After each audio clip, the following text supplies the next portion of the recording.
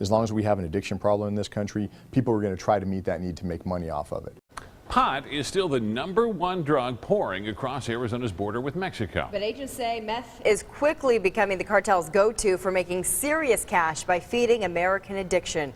ABC 15 investigator Lauren Gilger went to Nogales to explore the reasons behind the explosion.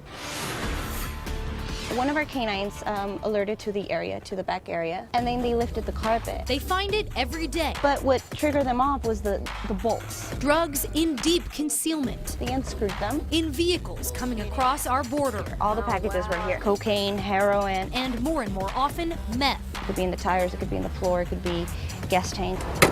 Customs and Border Protection agents at Arizona's busiest port of entry in Nogales search, x-ray, and seize. Do you think everybody eventually gets caught if they do it enough times? I do. And what they find says a lot about how cartels are making money from America's drug problem. It's all about business, it's all about making money.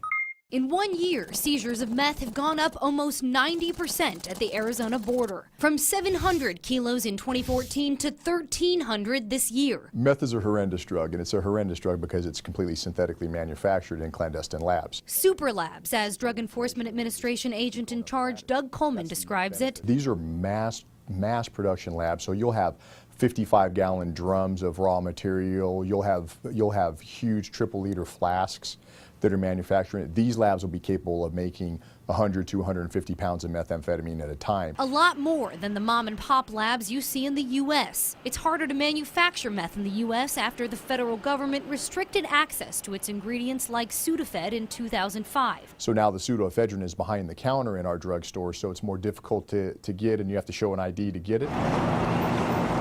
To make money off marijuana, cartels have to bring in big shipments. We're talking semi-trucks full. But narcotics like meth can be hidden in the smallest compartments in cars coming across the border right here, and they're worth a lot more.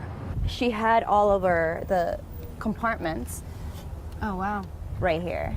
Like 25 pounds of meth. That's worth about $500,000, $20,000 a pound. This is one of the major drug corridors. Once you hit Tucson, which is I-19, you'll be able to hit I-10. And the further north the drugs go, the more they're worth.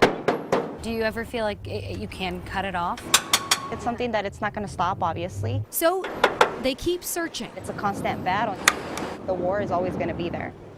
Customs agents say looser marijuana laws in the U.S. are one of the reasons they're seeing more meth at the border. Legalization and medical marijuana could be making pot less lucrative for cartels. I'm Lauren Gilger, ABC 15 News.